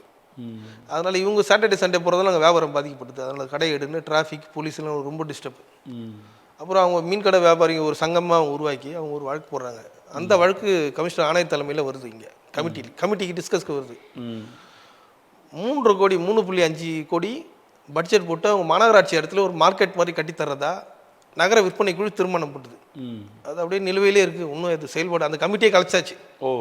இந்த மாதிரி மார்க்கெட்டில் உள்ள வியாபாரிகளுக்கும் நகர விற்பனை குழு மூலயமா உங்களால் செய்ய முடியும். அரசு வழிகாட்டுது, சட்டமாக வழிகாட்டுது. இவங்களுக்கு மார்க்கெட் உள்ள வியாபாரிகள் அங்கங்கே இந்த மாடியாக கட்டி ஏற மாட்டாங்க. வியாபாரிங்க ரோட்டில் இருக்க தான் வாங்கி போகிறவங்க ஒரு மார்க்கெட் மாதிரி கட்டி கொடுத்தா நல்லாயிருக்கும். அது எல்லா இடத்துலையும் இந்த மாதிரி பிரச்சனைகள் இருக்குது. சென்னை முழுக்க இருக்குது சார். ரோட்டில் தான் சார் போட்டிருக்காங்க. நீங்கள் மார்க்கெட் உள்ள போவாங்களா, ஒரு வண்டி எடுத்துன்னு இப்படி போய் அப்படி வர முடியாட்டுக்குன்னு. ஒரு எமர்ஜென்சிக்கு ஒரு ஆம்புலன்ஸ் போகுது, எங்கேயோ காலையில் பள்ளிக்கூடம் கிளம்புறாங்கன்னா கூட அவ்வளோ சீக்கிரம் போக முடியாது. அங்கே லாரி மாதிரி டிஸ்டர்பன்ஸ் தான் மக்களை முகம் சொல்லிக்க வைக்கிறது. மற்றபடி உங்களுக்கு வந்து ரோட்டு கடைகளை வந்து எல்லாருமே லைக் பண்ண ஆரம்பிச்சிட்டாங்க. ஆமாம் சார். ஏன்னா இப்போ மீன் வியாபாரங்களாக இருக்கட்டும் நிறைய இடத்துல ரோட்டில் தான் போடுறாங்க. ஒரு சிலர் வீட்டு வாசலில் போடும்போது அவங்க ஏதாவது கொஞ்சம் குறைந்த வாடகை வாங்கிக்கிறாங்க, என் வீட்டு வாசலில் போட்டுக்கொண்டாங்க. இந்த மாதிரி நடந்துருது. அதான் முற்றிலும் இவங்களுக்கு வந்து வேறு என்ன மாதிரி இந்த கவர்மெண்ட் சைட்லேருந்து உங்களுக்கு சப்போர்ட் தேவைப்படுதுன்னு நினைக்கிறீங்க சார்? இப்போ வந்து ஏற்கனவே அமைச்ச கமிட்டி இவங்களால முடியும். Very simple. இவங்களால முடியும். அந்த அரசனை திரும்ப பெற்று புதுசாக ஒரு அரசனையை போட்டு எலெக்ஷன் வச்சு சரியான வியாபாரிகளை கணக்கெடுப்பு பண்ணி அவங்களுக்கு ஐடி கார்டு கொடுத்து அவங்களால இந்த மெம்பரை அவங்களாலேயே ஒரு மெம்பரை தேர்ந்தெடுத்துக்கணும். இது சட்டம் வழிகாட்டுது. இது இப்போ இந்த கமிட்டியை புதுசாக அமைக்கணும். ஏற்கனவே இருக்கிற கமிட்டியை கலைக்கணும். அதுதான் நாங்கள் ஒரு கோரிக்கையாக வைக்க போகிறோம். ஏன்னா வந்து இப்போ உங்களுக்கு ஏதாவது நல வாரியம் இருக்கா? இல்லை சார், தொழிலாளர் நல வாரியம் தான். வாரியம்லாம் கிடையாது. சங்கங்கள் தான் அவங்கள பாதுகாத்துக்கணும். இந்த ஸ்ட்ரீட் வெண்டார்ஸ் கமிட்டி வந்து அவங்கள பாதுகாப்புக்காக ஒரு ஆக்டை கொடுத்துருக்கு. அதனால் அந்த சட்டப்படி அவங்க அதிகாரிங்க செயல்பட்டாங்கன்னா அவங்களும் பாதுகாத்துப்பாங்க, பொதுமக்களுக்கும் டிஸ்டர்ப் இருக்காது. வேறு என்ன மாதிரியான அவங்களுக்கு வந்து அதாவது ரோட்டு கடையில் இருக்காங்க, சில டைமில் வண்டிகள் கண்மூக்கு தெரியாமல் ஓடி வந்து ஏற்றி இறந்து போகிறாங்க. இவங்களுக்குலாம் எந்த மாதிரியான சலுகைகளோ இல்லை நிதி உதவியோ அதெல்லாம் நீங்கள் கோரிக்கை வச்சுருக்கீங்க? நாங்கள் இது வரைக்கும் வைக்கல சார் அந்த மாதிரிலாம். ஏன்னா வந்து வியாபாரிகளும் ஒரு நீங்கள் சொல்கிற மாதிரி ஒரு சம்பவம் நடந்ததுன்னா அவன் லைஃபுக்கு கடை போட முடியாது. அந்த தொழிலே அவன் மறந்துட்டு அவன் போயின்னு வரேன் அந்த மாதிரி காவல்துறை பண்ணிவிடுவாங்க, போட விட மாட்டாங்க. உங்களால தான் இந்த மாதிரி ஆகிப்போச்சுன்னு அவங்களுக்கு முறையான மாற்று இடம் கொடுக்கணும் சார். இப்போ சென்னையில் எல்லாருமே இருக்கிற இடத்துல அனுமதிக்கணும். நாங்கள் அனுமதி கேட்கல. முறையான மாற்று இடம் உங்களுக்கு வழங்கணும், அருகாமையிலே வழங்கணும். சட்டத்தில் வழி சொல்லியிருக்கிறத நாங்கள் கேட்குறோம். இப்போ நான் இவ்வளோ பேசுகிறேன்னே ஒரு அதிகாரி கூட காது கொடுத்து கேட்க மாட்டாங்க சார். சார் எங்களுக்கு மேல் அதிகாரி என்ன சொல்கிறோம் அதை செய்ய முடியும், நீங்கள் சொல்கிறதெல்லாம் கேட்க முடியாது சார், நீங்கள் அங்கே போய் பேசுங்க. அதுக்கு என்ன காரணம் அந்த மாதிரி சொல்கிறதுக்கு? அலட்சியம் சார். ஆனால் அவங்க செய்யக்கூடிய வாய்ப்புகள் இருக்கு, ஆனால் செய்ய மாட்டாங்க. அது வந்து ரோட்டு கடை தானேன்ற ஒரு இலக்காரமாக நினைக்கிறாங்க. ஸோ வந்து இப்போ வணிகர்களுக்கும் இது தொந்தரவு தான். இப்போ மார்க்கெட் சைட்லாம் பார்த்தீங்கன்னா வணிகர் கடை வாசலில் தான் போட்டிருப்பாங்க கடை, அவனுக்கே வழி இருக்காது. அவங்களுக்குலாம் ஒரு மார்க்கெட் மாதிரி கட்டி தரலாம் முடியும். நான் சொன்னேன் சார், சிம்பிள். ஒரு ஆணையர் தலைமையில் ஒரு 3.5 கோடி நீங்கள் பட்ஜெட் போடுறீங்கன்னா 70 சந்தை இருக்குது. இந்த அரசால் பண்ண முடியாதா? ஒரு மாநகராட்சி நிர்வாகம் பண்ண முடியாதா? பண்ண முடியும். மனசு தான் வேணும். மனசாட்சி உள்ள அரசு அமைஞ்சிருக்குன்னு சொல்கிறாங்க. இது எந்த அளவுக்கு செயல்படுத்துவாங்க தெரியல. இந்த 2 மாதத்தில் ஏதாவது வியாபாரிகளுக்கு நல்லது நடந்திருக்கா இல்லை எதுவும் தொல்லைகள் இருக்கா? ஒரு சில நல்லது கெடுதல் எதுவும் நடக்கல. ஒரு சில கம்ப்ளைண்ட்ஸ்லாம் வருது சின்னதாக. ஒட்டுமொத்தமாக அவங்கள அகற்றலை. கடைங்களாம் இந்த மாதிரி உடைக்கிறாங்க அதிகாரிங்க. இப்போ இந்த லோக்கல் பாடியில் அவங்க இல்லைங்களா, ஒரு கவுன்சிலராகவோ என்னதான் லோக்கல் பாடியில் பழைய திமுக காரங்க இருக்கட்டும் அதிமுக காரங்க இருக்கட்டும் இப்போ ப்ரெசண்ட்டு நடக்கிறது தாவேக்கா ஆட்சி இல்லையா? அப்போ அந்த அதிகாரிகள் வந்து உடைக்கிறாங்கன்னா அந்த கெட்ட பேர் தாவேக்காக்கு தானே போவோம். நீங்கள் சொல்கிற மாதிரி திமுக காரங்க இருக்காங்க, அதிமுக காரங்க இருக்காங்கன்னா அவங்களுக்கு போகாதுல கெட்ட பேர். ஆமாம் சார், நாங்கள் 3 நாளாக அமைச்சரை சந்திக்க, எழும்பூர் தொகுதி இது பிரச்சனை, அமைச்சரை சந்திக்க கேட்டுட்டு வரோம். அவர் எங்கே இருக்காருன்னு கவனிக்க முடியல. அவர் எம்எல்ஏ ஆஃபீஸில் போனீங்கன்னா அவர் பிஏ இருப்பார், சொன்னீங்கன்னா அவர் நாலேஜில் கொண்டு போவார். அதான் சார், அவர் பிடிக்க முடியல. இன்னைக்கு கூட காலையில் அவர் சந்திக்கிறதா எம்எல்ஏவாக இருந்தாருன்னா நீங்கள் ஈஸியாக பார்த்துடலாம். அமைச்சராக இருக்குது, தமிழ்நாட்டுக்கே அவர் அமைச்சர். இதே மாதிரி தமிழகம் முழுவதும் பிரச்சனைகள் இருக்கும். டெய்லி ரொட்டீனாக அவர் போயிட்டு இருப்பார். அது இல்லாமல் பள்ளி கல்வித்துறையும் இது பார்த்துட்டு இருக்காரு. சொந்த தொகுதி சார், இஷ்யூ சொந்த தொகுதி தான், அது அமைச்சர்ன்றனால சொல்கிறேன். புரியுது. அவர் எம்எல்ஏவாக இருந்தால் நீங்கள் காலையில் போனால் அங்கே இருப்பார், பார்த்துடலாம். அமைச்சராக இருக்கும்போது நீங்கள் நேராக சட்டசபைக்கு போய் பார்க்கலாமே. அவர் அலுவலகம் இருக்குது, அங்கே மேலே போனீங்கன்னா மனுவெல்லாம் ரெடி பண்ணி வச்சுட்டோம். இப்போ சந்திக்கணும். இப்போ எல்லாத்தையும் சர்வசாதாரணமாக பார்க்குறாங்க. எல்லா அமைச்சருமே பார்க்குறதா தான், யாரையும் அவாய்ட் பண்ணுறதில்ல. யார் லெட்டர் கொடுத்தாலும் உடனடியாக பார்க்குறாங்க, கேட்குறாங்கன்றது ஒரு தகவல் போய்கிட்டு இருக்கு. அதனால நீங்கள் அதிகாரிங்க நான் சட்டப்படி நடக்கிறோம் அப்படின்னு சொல்லிட்டா யாரையும் பார்க்க வேண்டிய வேலையே இல்லை. கண்டிப்பாக கரெக்டுங்களா? நான் சொல்கிறத காது கொடுத்து கேட்டால் போதும். அவங்க அதுக்கு தயாராகவே இல்லை. இப்போ வந்து நீதிமன்றம் ஒரு உத்தரவு போடுது, 188 தெருக்களை நான் வண்டிங்க அறிவிச்சிருக்கீங்களே, ஒருத்தர் கோர்ட் வரைக்கும் வந்திருக்காரு, அந்த உத்தரவுலேயே சொல்லப்படுது, நீங்கள் வந்து பெட்டிஷனரை நீங்கள் வந்து கமிட்டி நாடுங்க, நகர விற்பனைக்கு ஒன்று இருக்குது நாடுங்க, அதிகாரிகளுக்கு அறிவுறுத்துறாங்க, சட்டப்படி நடவடிக்கை எடுங்க. சட்டம் என்ன சொல்லுது? முறையான மாற்று இடம் கொடுக்கணும், 30 நாள் கால அவகாசம் கொடுக்கணும், இது வந்து கமிட்டி தான் டிசைட் பண்ணணும்னு ஆர்டர். இவரும் 19 ரூபா எக்ஸிக்யூட்டிவ் இன்ஜினியர் ஒரு லெட்டர் எழுதி 5 நாளில் காலி பண்ணணும்னு வந்து நோட்டீஸ் கொடுத்து ஒரே வாரத்தில் வந்து கடையை உடைக்கிறாங்க. இது எப்படி சார் சாத்தியம்? அதிகாரிங்க இது எதுவுமே ஃபாலோ பண்ணாதனால தான் ஒட்டுமொத்த அரசுக்கு கெட்ட பேர் வருது. கரெக்டுங்களா? அதை தான் நானும் சொல்கிறேன். அதிகாரிங்க சரியாக செயல்பட்டாங்கன்னா நான் ஏன் போய் அமைச்சரை பார்க்கணும், எம்எல்ஏ பார்க்கணும், கவுன்சிலரை பார்க்கணும், ஏன் பார்க்கணும்? அந்த அதிகாரி ஏன் சரியாக செயல்பட மாட்டார்? அதுக்கு என்ன காரணம்? அதுதான் சார், நீங்கள் சொல்கிற மாதிரி சீப்பாக பார்க்குறாங்க சாலை ஒரு வியாபாரிங்கள. இதுக்கெல்லாம் இப்போ இன்னும் பண்ணணுமா? இப்போ ஒன்றும் இல்லை சார், ஒரு பில்டிங் வந்து 20 அடி சாலையில் 3 அடுக்கு கட்டுறான்னு ஒரு பெட்டிஷன் கொடுங்களேன், நம்ம நம்பர் அவங்ககிட்ட கொடுத்துருவான், ஒருத்தன் பெட்டிஷன் போட்டிருக்கான் போய் பாருன்னு. அதிகாரி ஆமாம், அவங்க என்ன தேவையோ அதை வாங்கிக்கிறாங்க. இதுக்கெல்லாம் கிடைக்குமா? சரி, இதில் உங்கள்கிட்டையும் காசு வாங்குவாங்கல்ல ரோட்டோர கடைகளில் போலீஸு அதிகாரிகள், கார்பரேஷன் போலீஸ் எல்லாம் வந்தால் டிஃபன் என்ன கேட்பாங்க சார், டிஃபன் கேட்பாங்க. அது ஃபர்ஸ்ட்லாம் வந்து பெட்டி கேஸ் அந்த மாதிரிலாம் போட்டுட்டு இருந்தாங்க. இப்போ இந்த கமிட்டி ஆக்ட் வந்ததுனால அவங்களும் வந்து கவனிக்கிறாங்க. மீட்டிங் நடந்தால் அவங்களும் வந்துடுறாங்க, ஓ இவங்களுக்கு ஒரு ஆக்ட் போட்டிருக்காங்க, கமிஷனர் தலைமையில் கமிட்டி இருக்குன்னு கொஞ்சம் முந்திக்கு இப்போ ஒரு அளவுக்கு போயிருக்கு இது வந்ததுனால. அதனால் நான் கண்ணுக்கு தெரியாமல் வாங்கலாம், அது தெரியல. ஆனால் டிஃபன்லாம் வந்து கேட்பாங்க, டிஃபன் கேட்பாங்க, டீ கேட்பாங்க, அதெல்லாம் காம்ப்ளிமெண்ட் தான். காசு கேட்டால் நீ எல்லாம் ரோட்டில் வச்சுட்டு போகிற, பாதுகாப்பாக இருக்க வேணாமா அப்படின்ற. அப்படியா? சரிங்க ஐயா, அதுக்கு மேலே பேசினா யாராவதுனா பண்ணுறானோன்னு ஒரு பயம். கரெக்டுங்களா? அதுவும் இருக்குது. இருக்குது சார், ஒரு சில இடங்கள்லாம் சார் நாங்களே அனுபவிக்கிறோம் சார். நான் யாருன்னு தெரியாமல் என் கடைக்கே வந்து ஒரு டிஃபன் கேட்பான். இல்லை என்னென்னா சரிப்பா எல்லாம் பாதுகாப்பு இருக்கணும், பார்த்துக்கிட்டு போவான். அது சொல்ல முடியுமா? இப்போ நான் தான் சங்க தலைவர், என்கிட்டயே வந்து கேட்குறேன்னு இன்னும் அதிகமாக கேட்பான். ஒன்றும் இல்லை சார், டிவிஷன் 100ல் திமுக ஆட்சி வந்த புதுசில் எங்களே கூப்பிட்டு அனுப்புனாங்க. மாதமானா கவுன்சிலர் அவங்க உதவியாளர் கொடுக்கணும். எனக்கு இல்லைப்பா, உதவியாளருக்கு பார்த்து கொடுங்க சார், நாங்கள் ஒரு அமைப்பில் இருக்கிறோம், எங்களே கூப்பிட்டு கேட்டால் எப்படி சார் அது? இல்லை நீங்கள் என்ன அதை ஃபாலோ பண்ணி வாங்கி கொடுங்க. அதெல்லாம் முடியாது சார், எங்களை மதிக்க மாட்டாங்க நாளைக்கு. உங்கள் ஆளுங்களை அனுப்பி நீங்கள் எதனா வாங்கிக்கோங்க. அது என்ன மாதிரி பேமெண்ட் கேட்பாங்க மாதம்னா? இந்த மாதம் ஒரு 2000 3000 வாங்குறாங்கன்றாங்களா? எவ்வளோ கேட்பாங்க? ஒரு 2000 3000 கேட்பாங்க சார் மாதம். எவ்வளோ கடைங்க இருக்கும் அந்த பக்கம்? இன்னும் ஒரு டிவிஷனில் ஒரு 100 200 கடை இருக்குண்ணா. 100 நல்ல வியாபாரம் ஆகிற கடை நான் சொல்கிறது. அதிகமாக இருக்கும் கடையே வைங்களேன். 2 லட்ச ரூபா ஆச்சு மாதம், 2000 ரூபானா வாங்குறாங்க சார். அசால்ட்டு சம்பளம் வருமானம் ஆச்சு. இப்போ அவங்களுக்கு தேவையான செலவு, பெட்ரோல் கன்வீனியன்ஸ் இதெல்லாம் இருக்கும் இல்லையா, அந்த செலவு, ஒரு பேனர் அடிக்கிறது, போஸ்டர் அடிக்கிறது, அது தனியாக கேட்பாங்க வந்து. அப்போ இந்த மாதிரியான விஷயங்கள் வந்து எந்த ஆட்சி வந்தாலும் மாறாது. இப்போ இந்த ஆட்சி இப்போ தான் சார் வந்திருக்கு. வந்தால் அது குறைந்தா சொல்லுவோம் சார், வந்து எங்களுக்கு ஒன்றும் இல்லை. அதான் சொல்கிறேன், இந்த போஸ்டர் அடிக்கணும், பேனர் வைக்கணும் அப்படின்ற போது எல்லா கட்சியிலையுமே அது இருக்குல்ல. இது வரைக்கும் இருந்த கட்சியில் இருந்தது. டிவிகேல எப்படின்னு எனக்கு தெரியல. இனிமேல் நடந்தால் அதையும் குற்றச்சாட்டாக வைப்போம். டிவிகேலையும் பேனர் வைக்கணும், போஸ்டர் அடிக்கணும்ல. ஆமாம் சார், குற்றச்சாட்டு நடந்தால் வைப்போம் சார். சார் நான் ஒன்று சொல்லட்டுங்களா சார், அரசியல்வாதிங்க தொழில் பண்ணி முன்னேறலாம், கட்டிங் வாங்கி வேண்டாம். அது மாறும்னு நினைக்கிறீங்க? ஆமாம் சார், உழைச்சா கிடைக்க போகுது சார். நீ தீயா உழைச்சின்னா லைஃப்பில் ஒரு இடத்துல போய் நின்றுவேன். அரசியலில் போனாலே உழைக்க வேணான்ற ஒரு மனோபாவத்தில் வந்துட்டாங்களே எல்லாரும். அப்படி இருந்தவங்களாம் உண்மையிலே முன்னேற முடியாது. அது முன்னேறாலும் நிலைக்காது. அப்படி நினைக்கிறேன். சரி, இப்போ வேற என்ன மாதிரியான விஷயங்கள் உங்கள் சாலையோர வியாபாரிகளுக்கு இதெல்லாம் இருந்தால் கொஞ்சம் நல்லா இருக்கும்னு கொஞ்சம் ஷார்ட்டாக சொல்லி முடியுங்க. சார் சாலை வியாபாரிகளை பொறுத்த வரைக்கும் அவங்களுக்கு பாதுகாப்பு இல்லாமல் தான் இருக்கிறாங்க. அதிகாரிங்க முறையாக சட்டப்படி அவங்கள அணுகணும், அதுதான் கோரிக்கை. சட்டப்படி அணுகுனாங்களே மொத்த பிரச்சனைக்கும் வாய்ப்பே இருக்காது. இப்போது சாலை இந்த கமிட்டி நகர விற்பனை கூட அமைஞ்சிருக்கு, அது ஒட்டுமொத்தமாகவே கலைக்கப்பட்டு புதுசாக ஒரு கமிட்டி அமைக்கணும். சரிங்களா? ஏன்னா இப்போ போன வருஷம் தான் அமைச்சாங்க, எந்த ஒரு செயல்பாடுகளும் அதில் நடக்கலை. அதனால் அதை கலைக்கப்பட்டு புதுசாக ஒரு கமிட்டி அமைக்கணும். மார்க்கெட் வியாபாரிகளுக்கு அரசு இடத்துல ஒரு மார்க்கெட்டாக கட்டித்தரணும், மார்க்கெட் மாதிரி தரைதளமாகவே கட்டித்தரணும், மாடிலாம் வேண்டாம். இது வந்து பெரிய பிரச்சனையாக இருக்குது, அந்த மாதிரி வேணும். மாற்றுத்திறனாளிக்கு 5% இடஒதுக்கீடு இருக்குது நகர விற்பனை குழுவிலேயே, சட்டம் சொல்லுது, வழிகாட்டுது. அவங்களுக்கு வந்து நிலையான கடைகள் அமைச்சு தரணும் அப்படின்னு ஆக்டில் இருக்குது. நாங்கள் வந்து வேற எதுவும் புதுசாக ஒன்று கேட்கல, சட்டத்தில் என்ன இருக்கோ அதை பண்ணால் போதும் ஐயா தான்றோம். மாற்றுத்திறனாளிக்கு ஒரு நிலையான கடைகள், ஒரு பெட்டி ஷாப், பங்க் ஷாப், அந்த மாதிரிலாம் நீங்கள் வந்து அவங்கள அலோவ் பண்ணணும். அவங்கள வெளியேற்றக்கூடாது, அவங்க வாழ்வாதாரம் தொடர்ந்து நடக்கணும். இதுதான் எங்களுடைய கோரிக்கை சார், வேறு ஒன்றும் கிடையாது.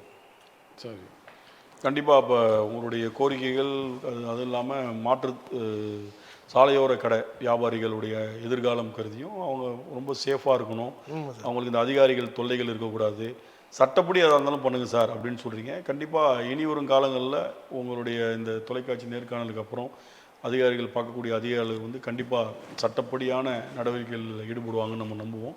உங்களுடைய நேரத்தை ஒதுக்கி நம்ம அரங்கிற்கு வந்து பல்வேறு தகவல்களை பகிர்ந்தமைக்கு ரொம்ப நன்றி. வணக்கம். மீண்டும் அடுத்த அரசியல் அரங்கம் நிகழ்வில் மற்றொரு சிறப்பு அழைப்பாளருடன் உங்களை சந்திக்கும் வரை நன்றி கூறி விடைபெறுகிறேன். நன்றி, வணக்கம்.